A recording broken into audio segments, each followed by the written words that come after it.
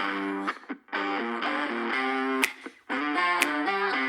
about time, it's about time. It's about time.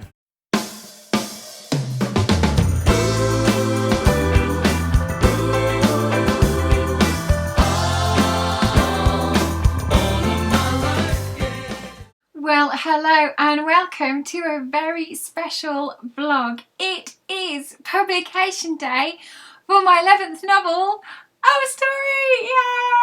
So my gorgeous book is out today in paperback, ebook and audiobook. The audiobook is read by the amazing Tam Lakari as Otti and Joe Jameson as Joe. I know you're going to love it. They've done an incredible job and I love what they've done.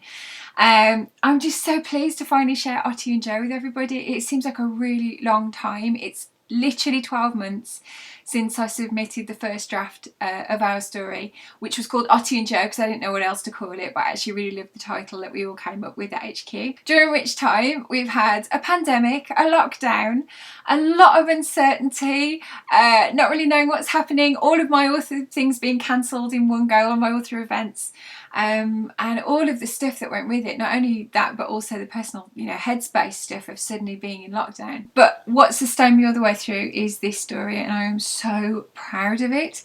And for the first time ever, I am talking about it in the way that I really want to talk about it and not feeling like I've got to apologise. So I won't apologise. This is the best book I've ever written. I'm just really, really proud to share it with you. So you might have noticed there's a few other books coming out on the same day as mine. There's a lot of books coming out on the same day as mine. There's 600 books coming out on the 3rd of September, which is completely daunting, but you know what? I think for readers it's fantastic news. I think it means that we get such a lovely choice, and the time as well with kids going back to school, people starting to go back to work and trying to work out how we do life with COVID still around but kind of out of lockdown.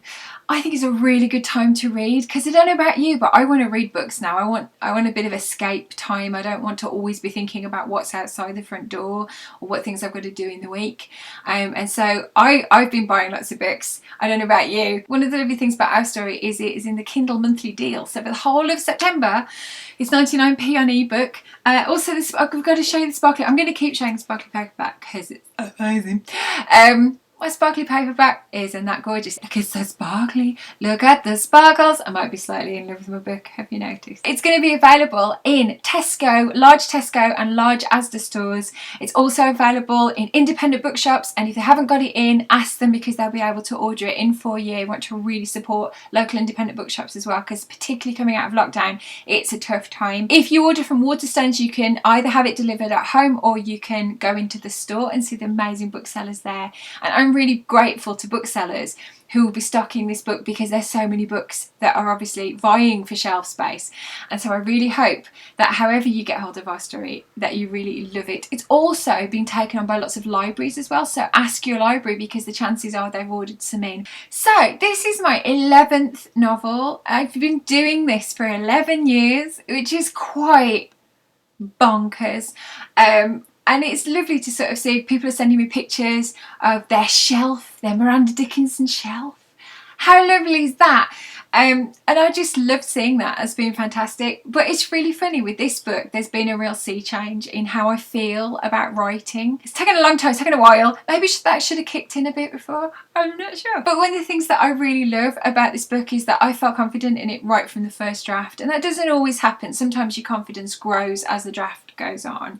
I always love the first draft because it's complete. It is meant to be messy, and it's me telling myself the story and making sure everything's down on the page, and I know I'm going to do lots of work on it. So I'm not someone who feels like it's got to be perfect right from the beginning.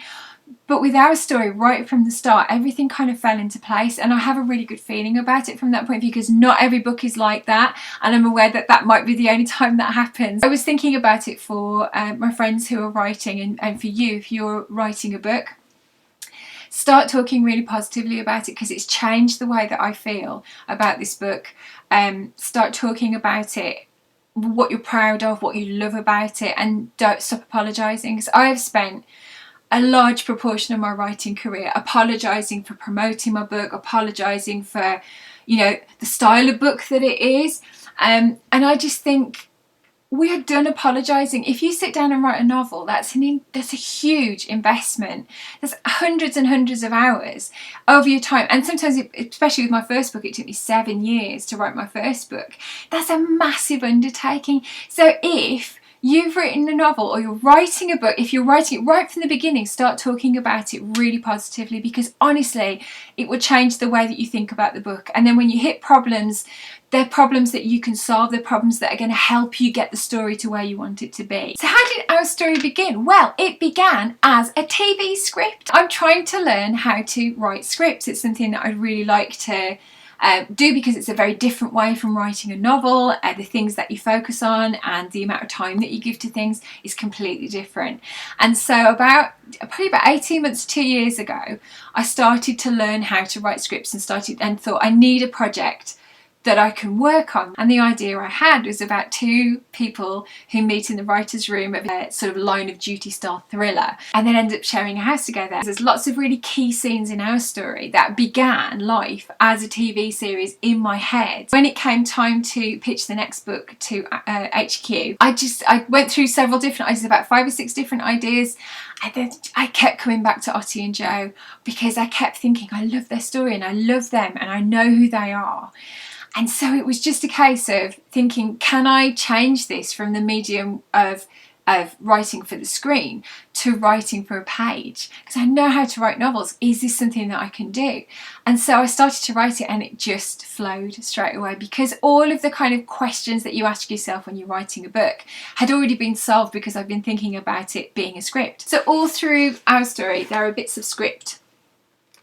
Okay, you can see that they're writing, and very often when they're writing, they'll have conversations as they're writing the script together, which was really good fun to do. So it's great, because I got to put some of the original script bits that I'd written into the book, and then also write a line of duty style thriller in the middle of a book. I mean, you know, you look at this and you think it's going to be one kind of story, but there's all kinds of stuff in there.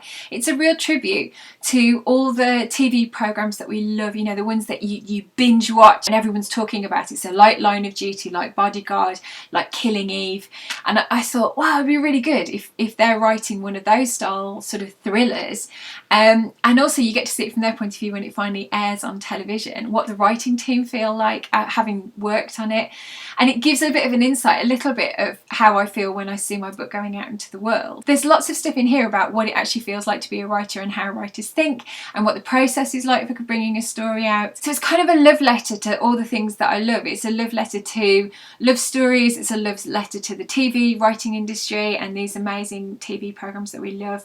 It's a love letter to Birmingham. It's set in Birmingham because there's now so many of the creative industries are moving out of London, and Birmingham's becoming this creative hub for film and TV production, and beauty, and wonderful artists and creatives are working there as well. And so it kind of has a bit of everything in, and I hope that there's going to be something for everybody. So that's it for this week. I will be back very, very soon. If there is a question you would like me to answer in a future vlog, you can let me know by leaving a comment in the box below. You can email me, MirandaWrites@gmail.com. You can tweet me at Wordsmith on Twitter. I'm also Wordsmith on Instagram, or I'm Miranda Dickinson, author, on Facebook. And don't forget, every Wednesday night, 8 p.m, my Facebook live show, Fab Night in Chatty thing, takes place. It's fantastic. It's an hour of just lovely chat, and we talk about books. I talk about all my books of the week, and I'll tell you about what I'm working on and maybe show you some sneaky bits as well. So make sure you tune in for that, and don't forget to subscribe to my channel for more videos like this, probably just as squeaky and very Black Country. Take care, have a lovely week, and I'll see you soon. Bye.